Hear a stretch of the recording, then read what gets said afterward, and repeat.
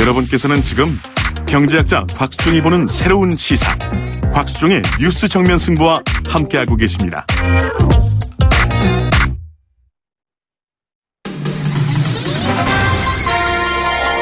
정면 스포츠.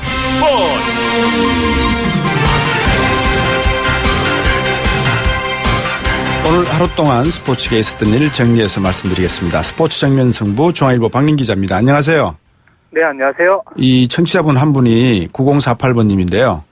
오늘 네. 집사람이 처갓집으로 간답니다. 일요일 저녁에 온다네요. 만세 만세 만만세 이랬거든요. 이분 큰일 날 분 아니에요?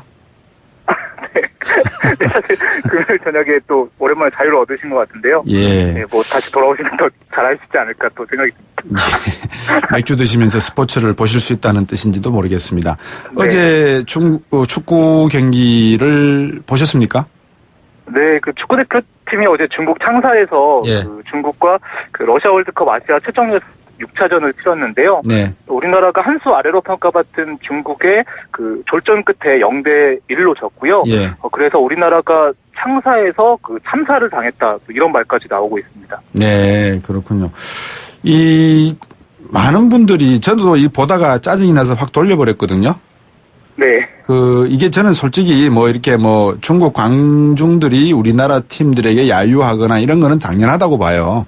그게 일반적인 스포츠 경기에서 당연한 거 아니겠습니까? 네, 사실 홈팬들이 그 홈팀을 응원하는 건 당연하고요. 네. 말씀하신 대로 우리나라가 또 극성적인 영원이 있었지만 또 이겨내고 좋은 결과를 가져왔으면 했는데 네. 또 어제는 또 그걸 이겨내지를 못했습니다. 네, 이게 문제였습니까? 슈틸리케 감독의 작전의 부재가 문제였습니까? 아니면 손흥민 선수의 결장이 문제였습니까? 네, 여러 가지가 또 복합적으로 작용을 했는데요. 네. 또 지금 현재 우리나라 팬들은 또 슈틸리케 감독에 대해서 좀 강한 아쉬움을 나타내고 있습니다. 네. 사실 슈틸리케 감독이 또 단조로운 전술을 펼쳤고요.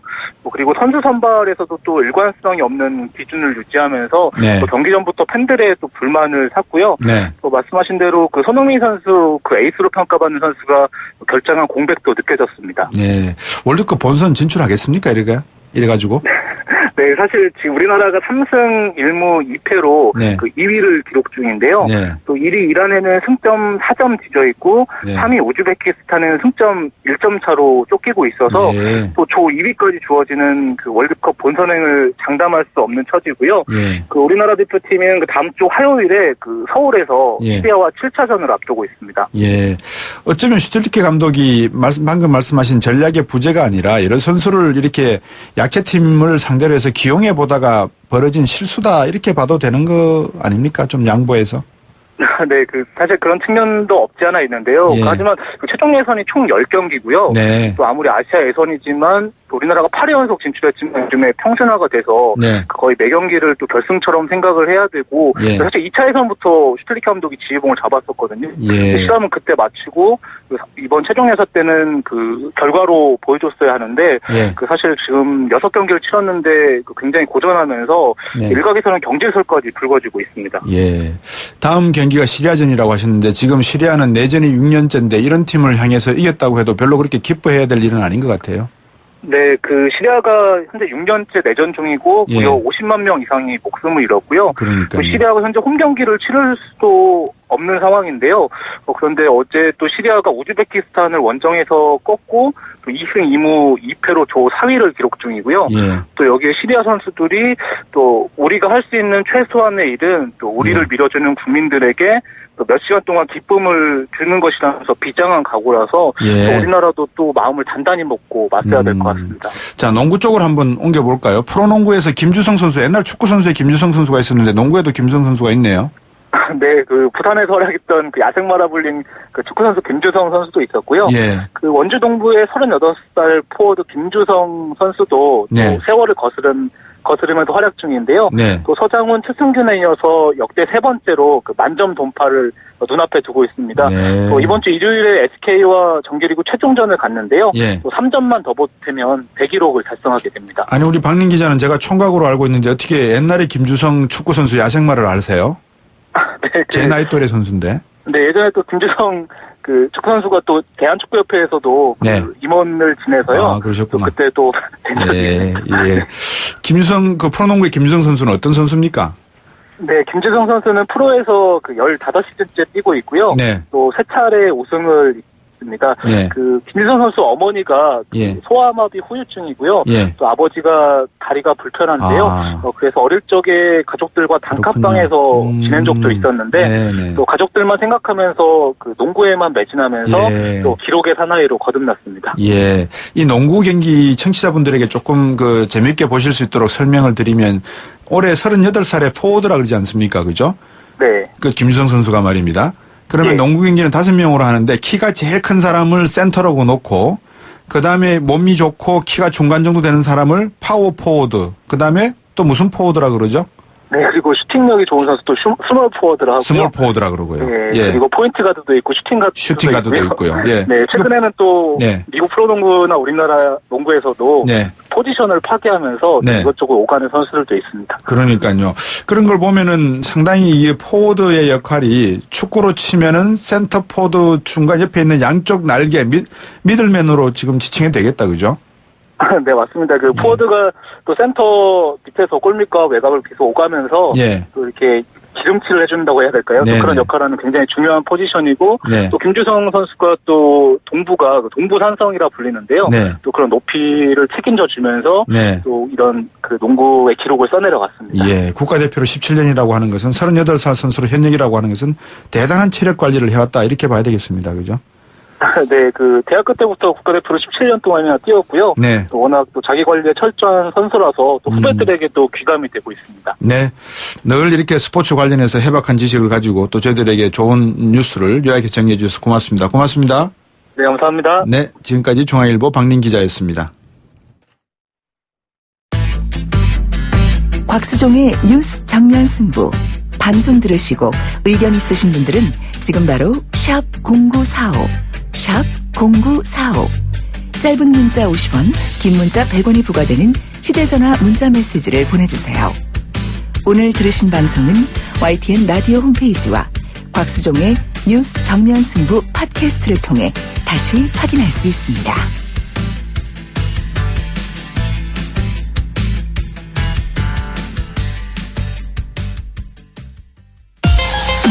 데이터 정치 분석. 지금 우리 사회를 보여주는 표지판.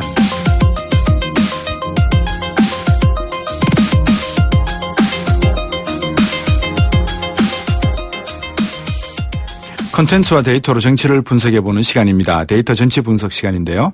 오늘도 디지털 콘텐츠 전문가인 이규찬 기자와 함께하겠습니다. 안녕하십니까? 네, 안녕하세요. 오늘 주제는 뭡니까? 네, 오늘 주제는 역선택으로 잡아봤습니다. 역선택. 네, 뭐 민주당 경선에서 역선택 논란이 있었잖아요. 예. 그런데 실제로 그 역선택이란 단어는 전혀 다른 뜻이거든요. 예, 어떻게 다릅니까? 네, 그래서 보니까 역선택이 예.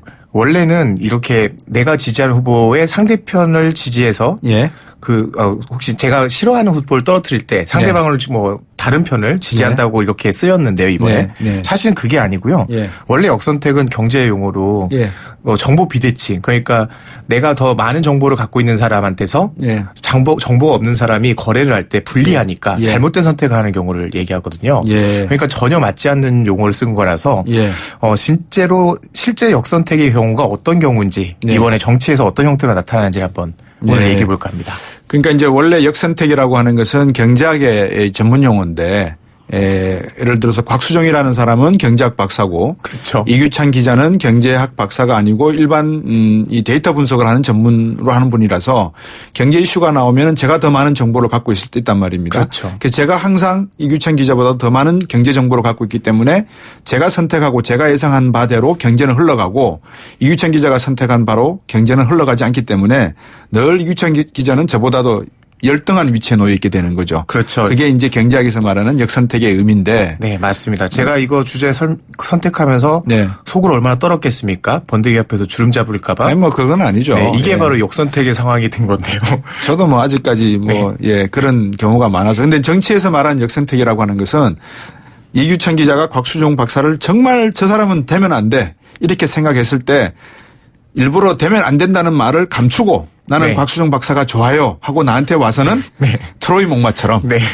제 안에서 모든 나쁜 짓을 다 하고 다닌다는 거 아니겠어요. 그죠? 네, 그럴 네. 수도 있고요. 예. 저는 이번에 역선택 의미가 예. 잘못 좀 쓰이는 것 같아서 예. 그 실제 경제학 용어의 역선택을 가지고 예. 정치에서도 혹시 역선택이 발생하는가를 연구하신 논문들이 좀 있더라고요. 충분히 발생하죠. 네, 그래서 그런 예. 논문들 좀 살펴보고 예. 우리나라에서 이번에 선거에는 어떨까라는 예. 좀 예상도 해보면서 예. 이번에 준비를 해봤는데요. 예. 이번에 민주당 경선에서 논란이 됐던 거는 네. 문재인 후보가 워낙 잘 나가니까 문재인 후보가 되면 네. 그 보수 쪽에 있는 분들이 네. 우리 불리할까봐 네. 일본 문재인 후보를 낙선시키기 위해서 예. 2등, 3등 후보를 지지한다라는 형태로 해서 예. 그래서 민주당 경선에 참여한다라는 얘기였거든요. 예. 그런데 사실 이 경우에는 제가 볼 땐 전략적 투표 혹은 낙선 운동에 가까운 거거든요. 그렇죠. 네, 그게 그래서 원래 맞는 용어가 되겠죠. 네, 그런데 예. 굳이 역선택이라고 단어를 했을 때는 네. 뭔가 저는 그 역선택이라고 이걸 말을 만든 분들의 네. 어떤 숨은 의도가 있지 않을까라는 생각이 좀 들더라고요. 좋은 아이디어인데요. 네, 그래서 저는 단어를 만드는 사람들의 의도가 굉장히 중요하다고 생각이 이 단어를 정치학자가 경제학 용어에서 따왔을 건데 네. 왜 어떤 목적에서 따왔습니까? 그러면? 저는 이걸 몰라서 따온 게 아니라 예. 알고 이걸 따왔다. 의도를 그냥 낙선운동이라는 의도를 감추기 예. 위한 예. 그래서 이걸 논쟁을 흐리기 위한 거가 아닐까라는 생각이 했거든요. 예. 그렇구나. 그래서 그러면 이걸 논제를 흐리기 위해서 당신을 낙선시키기 위해서 내가 들어왔는데 그런 의미를 좀 감추고 역선택이라는 단어를 쓰면서 조금 순화시켰다. 거짓 위장했다 이 말인 거예요? 네, 그런 가능성이 좀 있어 보이고요. 어떻게 그렇게 해석이 됩니까? 저는 역선택을 실제로 그 논문들을 보고 네. 정치에서 역선택이 나타난 경우가 어떤 경우인지 한번 살펴보니까요. 네. 전혀 관련은 없는데 저희는 오히려 의미 있는 유권자들이 좀 생각해 보실 만한 네. 내용들이 있는 것 같더라고요. 네. 그 실제 역선택이 어떤 걸 한번 들여다보면 그거는 전혀 관계가 없었구나를 또 알 수 있지 않을까 싶은 거거든요. 한번 예를 들어서 설명을 해 주세요, 그러면. 네, 예를 들면요. 예. 역선택의 경우에 예. 어떤 경우에 역선택이 나는가 보면 정보 비대칭이 원래는 핵심인데 예. 정치에서 분석을 해보니까 예. 정보 비대칭은 사실 잘 모를 때잖아요. 그런데 예. 후보를 선택할 때는 이 예. 후보가 어떤 사람인지 이미 너무 잘 알고 있고 예. 미디어를 통해서 많이 알려져 있는데 그 내밀한 것까지 모르는 경우는 정보의 비대칭이라기보다는 네. 후보에 대해서 충분히 전달이 안 됐을 경우 네. 그렇다면은 왜 정대로 나는 이 후보에 대해서 제대로 알고 투표하지 못했느냐라는 데서 찾아봤어요. 그랬더니 의외로 이번에는 정치에서는 정보 비대칭이 아니라 예. 다른 이유 때문에 역선택이 발생하더라는 거예요. 그게 두 가지로 광신자 효과와 비합리적인 과신 그 두 가지로 좀 추기하게 되더라고요. 광신자 효과와 비합리적인 과신. 네. 그러면 광신부터 여쭤볼게요. 네, 광신자 효과라는 건요. 예. 여기서 광신자나 맹목적인 정치 지지자들 같은 경우는 예. 좀 비합리적이고 비이성적입니다. 예. 그런데 예. 그들의 신념이 워낙 중요하고 진실되다고 믿는 분들이니까 이분들은 더 적극적으로 말하고 행동합니다. 예를 들면 지하철에서 듣는 사람들은 불편한데 그분은 네. 굉장히 좋은 말씀 전한다고 얘기하면서 네. 포교 활동하신다든가 예, 예. 이런 분들인데요. 예. 그런데 이런 분들이 더 적극적으로 말하고 행동하면서 네. 이 목소리가 언론을 통해서 더 확산이 된다는 거죠. 예. 그래서 오히려 조용한 목소리도 묻히는 효과가 네. 된다는 건데요. 예. 이 경우에 선택을 할 때 나는 사실 경제를 살릴 대통령을 뽑고 싶었던 게 네. 나의 선택의 목적인데 어느 순간 보니까 진보 뽑을까 보수 뽑을까를 고민하고 있는 상황이 됐다는 거죠. 네. 예를 들어 예수와 붓다가 싸우면 누가 이길까라고 질문을 던지면 다수의 사람들은 그 질문 자체를 무시하거나 굳이 답하고 싶지 않은데 네. 양쪽에서 자꾸만 그걸 가지고 싸우면서 이슈를 만들어내면 그게 중요한 게 아님에도 불구하고 사실 둘 다 좋은 종교임에도 불구하고 누가 옳으냐 어느 걸 선택해야 되느냐는 싸움으로 가면서 네. 정작 중요한 나의 선택은 사라지게 되는 그래서 광신자 효과가 이런 역선택을 만드는 가장 중요한 이유 중에 하나로 꼽혔습니다. 예. 그 다음에 비합리적 과신이라고 하셨나요? 두 번째가? 네, 맞습니다. 예. 비합리적 과신은요, 사람들이 지식에 대한 자신감 때문에 착각이나 오판을 하는 경우가 많은데, 예. 내가 확신하는 부분에선 과도한 신빙성을 좀 부여하는 겁니다. 예를 들면, 나랑 같은 성별, 지역, 혹은 진보 보수 성향의 후보를 뽑으면 나한테 도움이 된다. 예. 라는 판단은 오판에 가까울 것 같고요. 예. 혹은 중요한 정보가 아닌 다른 정보를 가지고 중요한 결정을 판단한다는 거죠. 예를 들면 혈액형 기준으로 배우자를 선택하는 사람이 있다면요. 네. 이 사람은 B형일 거야 라고 생각했는데 B형인 게 딱 맞았을 때 역시 우린 천생연분이야라는 그렇게 비약적인 논리 전개가 된다는 겁니다. 예, 예. 예를 들면 정치인을 선택할 때 저는 상당히 이런 얘기 많이 듣는데요. 예. 저 사람 참 선하게 생겼다. 예. 그러니 정치도 잘할 거야. 라거나 혹은 저 후보는 생긴 것부터가 영 대통령감이 아니야. 예. 라고 얘기를 하시는 분들 많이 봤어요. 예. 그럼 사실 이거는 굉장히 판단의 근거랑은 너무 부족하고 관계가 없는 예. 얘기인데도 예. 이런 걸 가지고 판단해서 내가 본 것, 내가 느낀 것에서 과신을 해서 네. 실제로 중요한 판단에서 오판하기 가능성이 높다라는 거죠. 예, 지금 말씀을 듣고 보니까 정리를 제가 이렇게 하면 어떻게 맞는지 틀린지 이야기를 해주세요. 역선택이라는 의미는 사전적 의미와 사후적 의미가 있다. 그러니까 사전적인 의미에서는 그러니까 일이 일어나기 전에 내가 마치 싫어하는데 좋아하는 것처럼 위장을 해서 들어가서 이 사람을 지지하는 것처럼 했다가 나중에 결론적으로 이 사람을 방해하고 해방 놓는 역할을 하는 게 사전적 의미의 역선택이고 네. 사후적 의미에서의 역선택은 나는 이 사람이 뭔가를 할 줄 알았는데 알고 네. 봤더니 이게 누구처럼 탄핵되더라. 네, 그럴 수 있죠. 이게 결국은 역선택이 의미가 된다. 이렇게 두 가지로 해석되는 게 맞는가요? 그럼 내가 역선택을 했느냐 안 했느냐 할 때 아까 말씀하신 부분이 가장 중요할 것 같은데요. 예. 내가 투표한 사람이 당선은 됐는데 예. 내가 예상한 결과나 혹은 그런 상황이 벌어지지 않을 때 예. 그런 정책을 하지 않고 예. 뭘까 나는 왜 그 사람을 뽑았을까 후회하게 되는 경우 스스로 자신이 판단을 잘못하거나 자신이 스스로 속여서 역선택을 하지 않았나? 네. 라고 생각할 수 있는 거죠. 예. 스스로 너무 속이다 보니까는 결국은 자기 발등에 자기가 찍는 거죠. 어떻게 네, 보면. 그렇죠.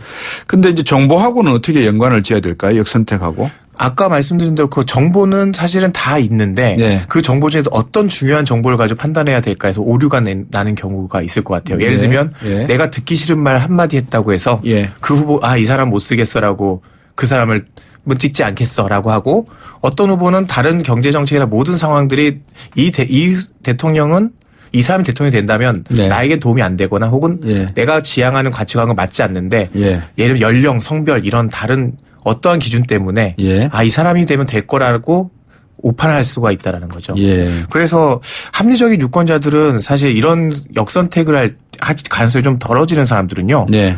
오히려 이 사람들의 목소리가 좀 많이 묻힌다는 게 좀 문제인 것 같아요. 네. 그러면 그렇다면 왜 합리적인 유권자들 어떻게 선택하느냐? 예. 이런 역선택을 하는 사람들 사이에서 예. 어떤 선택을 하느냐 봤더니 극단적 이런 역선택을 하거나 혹은 어리석은 사람들이 극단적으로 예. 광신자 효과라고 얘기했잖아요. 예. 막 뭔가 중요하지 않은 것을 더 중요한 것처럼 떠들고 있을 때 이 사람들은 합리적인 유권자들은 오히려 경제적 행동을 한다. 네. 즉 정치에 관심과 시간, 노력을 덜 들이더라라는 판단이었습니다. 네. 그래서 역선택에 대한 그 논문들을 살펴보니까 네. 합리적인 사람들은 오히려 정치에 관심을 덜 가지고 네. 내 할 일 열심히 하는 게 오히려 합리적이고 경제적이다. 그렇죠. 예. 이 때문에 오히려 정치 상황들은 더 광신자 효과가 더 두드러지고 그런 역선택들이 더 난무하게 되는 상황이 되더라는 겁니다. 네.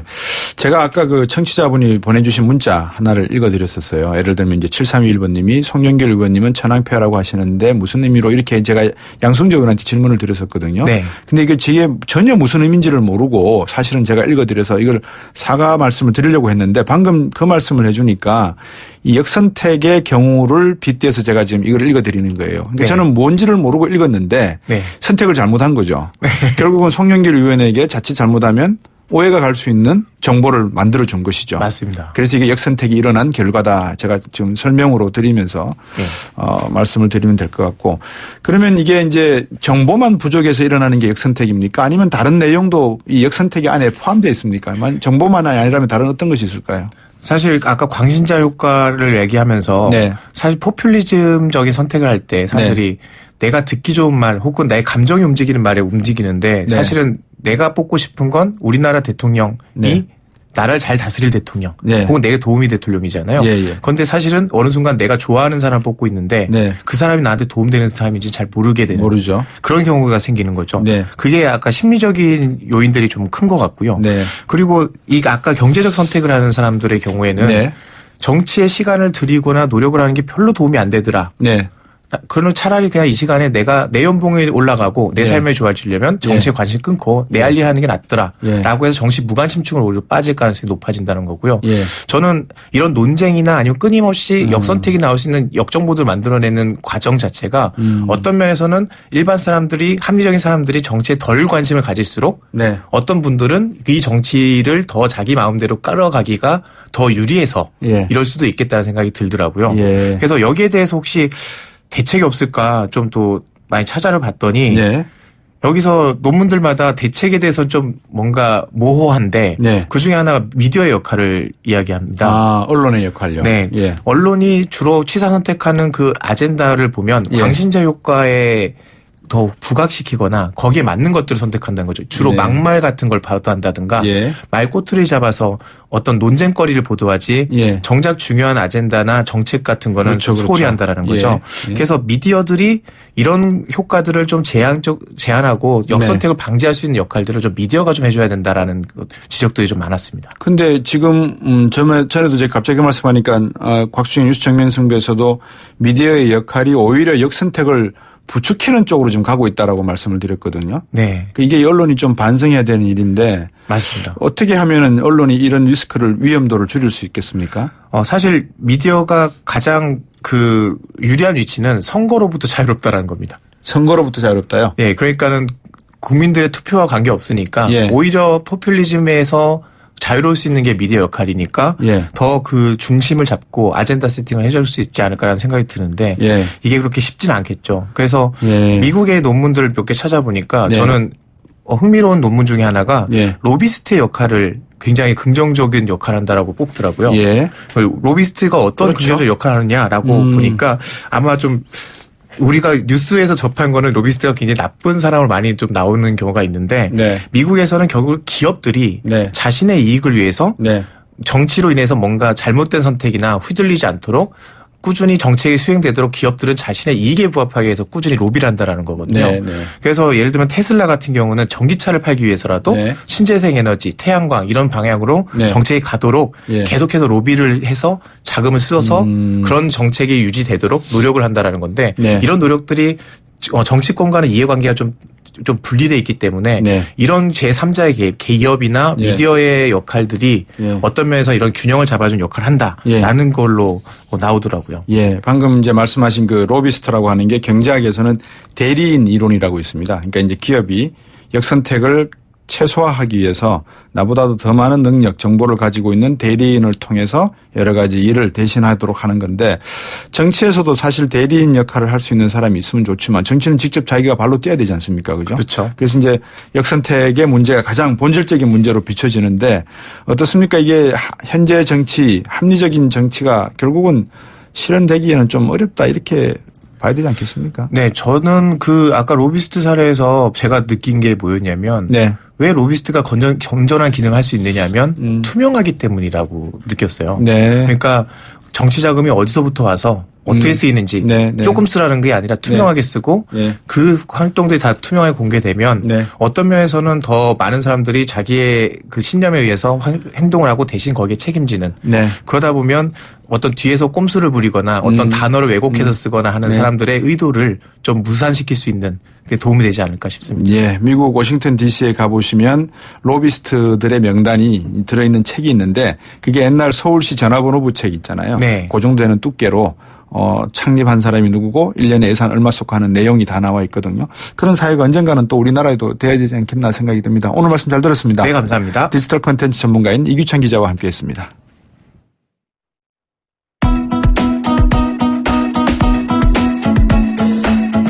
YTN 뉴스 FM 곽수진 뉴스 정면 승부 오늘 준비한 내용은 여기까지입니다. 이번 주 한 주도 참 빠르게 지난 것 같습니다. 이제 3월 마지막 한 주가 남아있는데요. 오늘 방송 여러분께서 어떻게 들으셨는지 모르겠습니다. 곽수진의 뉴스 정면 승부 홈페이지나 예스 애플리케이션에 다시 들어가 보실 수 있고요. 팟캐스트나 팟빵에서 제 이름 치시면 열심히 보실 수 있습니다. 인터뷰 전문은 홈페이지나 인터넷 포털 사이트 검색을 통해 확인하셔도 되고요. 다음 주 월요일에는 대선 후보들의 팩트를 검증하는 팩트 진검승부, 또 지난주 문재인 후보에 이어서 안희정 후보 캠프에 박용진 캠프 전략기획실장과 후보 검증하는 시간 갖도록 하겠습니다. 지금까지 프로듀서 이은지, 작가 홍기, 김은진, 기술감독 신동혜, 김승희, 진행의 저 곽수종이었습니다. 월요일에 돌아오겠습니다.